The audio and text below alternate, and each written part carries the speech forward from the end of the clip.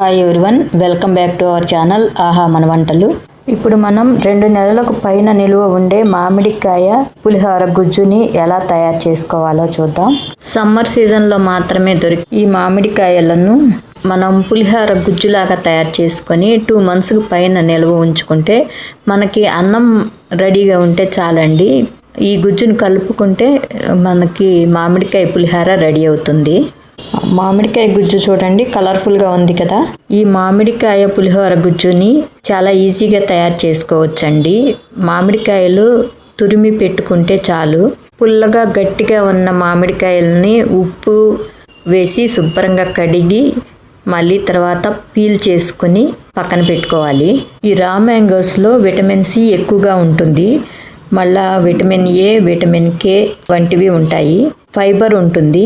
ఇందులో ఉన్న vitamin C ఐరన్ని absorb చేసుకోవటానికి ఉపయోగపడుతుంది. ఇందులో ఉన్న విటమిన్స్ ఇమ్యూన్ సిస్టమ్ని ఇంప్రూవ్ చేయడానికి ఉపయోగపడతాయి.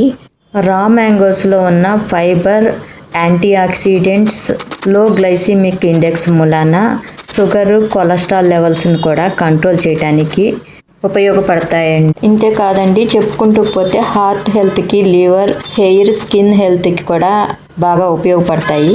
అందుకే సీజన్లో దొరికే ఈ మ్యాంగోస్ని గుజ్జు రూపంలో, పౌడర్ రూపంలో, మళ్ళా పచ్చడి రూపంలో కూడా నిలవ పెట్టుకుంటే మంచిది. ఈ మామిడికాయలని పెద్ద హోల్స్ ఉండే కళ్ళి తురుముతున్నానండి. అంటే తురుము కొంచెం రఫ్గా వస్తుంది, తొందరగా కూడా అయిపోతుంది. మామిడికాయలు తురుముకోవటం అయిపోతే ఇంకా తాళింపు వేసుకోవటం, గుజ్జు తయారు చేసుకోవటానికి ఎక్కువ టైం ఏమీ పట్టదండి. ఇంకా మామిడికాయలు తురమటం అయిపోయిందండి. ఇంకా తురుముని కొలుసుకుందాము. తురుము 4 కప్పుల వరకు అయిందండి. 1, 2, 3, 4. ఇవి పెద్ద సైజు మామిడికాయలండి. 2 కేజీలకి ఒక 6 కాయలు మాత్రమే వచ్చినాయి. 4 కప్పుల మామిడి తురుముకి 3 స్పూన్లు పసుపు వేస్తున్నాను. 1/4 కప్పు ఉప్పు వేస్తున్నాను. 1/3 కప్పు కోల్డ్ ప్రెస్డ్ గ్రౌండ్నట్ ఆయిల్ని వేస్తున్నాను. అందులో ఒక మామిడికాయని పప్పులోకి, చట్నీలోకి ఉంటుందని సైడ్కి తీసాను. ఇక టెంకాయ తర్వాత మనం పీల్ చేసేసాం కదా, అంతా పోతే ఒక 1 కేజీ పైన ఒక 200 గ్రామ్స్ అలా ఉండొచ్చు. గుజ్జు మొత్తానికి ఆయిల్, ఉప్పు, పసుపు బాగా పట్టేటట్టు కలుపుకోవాలి. పసుపులో ఉన్న antimicrobial, antioxidant properties bacteria గ్రోత్ను నివారించి పదార్థాలు చెడిపోకుండా ఉండేదానికి సహాయపడతాయి. అందుకే ఈ టర్మరిక్ న్యాచురల్ అండ్ హెల్తీ ప్రిజర్వేటివ్గా పనిచేస్తుంది.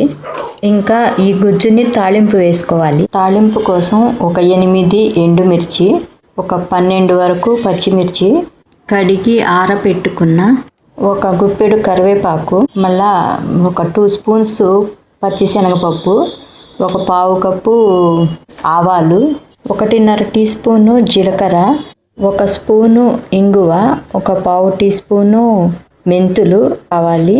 ఇప్పుడు స్టవ్ ఆన్ చేసుకొని బాండీ పెట్టుకొని కొద్దిగా ఆయిల్ వేసుకొని ఈ తాళింపు గింజలన్నింటినీ బాగా వేయించుకోవాలి.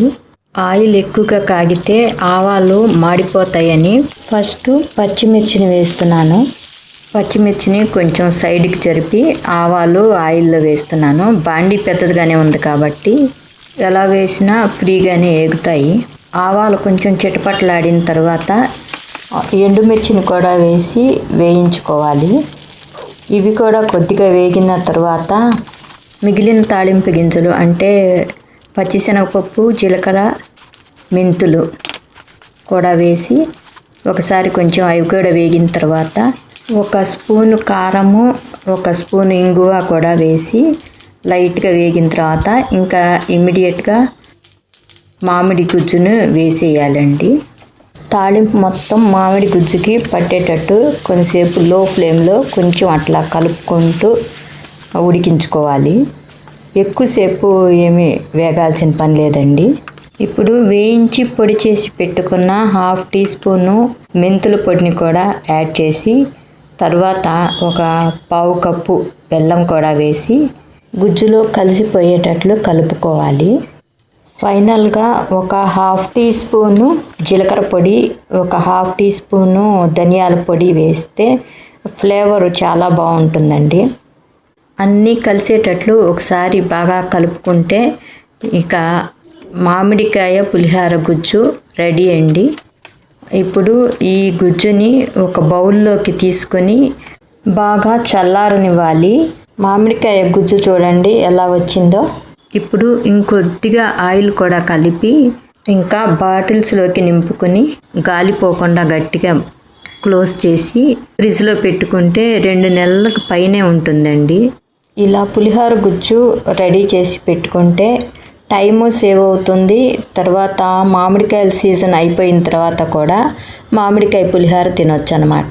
2 చిన్న బాటిల్స్లోకి నింపి పెట్టుకుంటే ఒక బాటిల్ ఖాళీ అయిన తర్వాత ఇంకొక బాటిల్ ఓపెన్ చేసి వాడుకోవచ్చు. ఇప్పుడు అన్నానికి గుజ్జుని కలిపితే ఇక మామిడికాయ పులిహోర రెడీ అవుతుందండి. ఇక ఫైనల్గా వేయించి పెట్టుకున్న వేరుశెనగ గింజల్ని పులిహోర పైన వేసుకొని సర్వ్ చేసుకుంటే పిల్లలు ఇష్టంగా తింటారండి. Thank you for watching.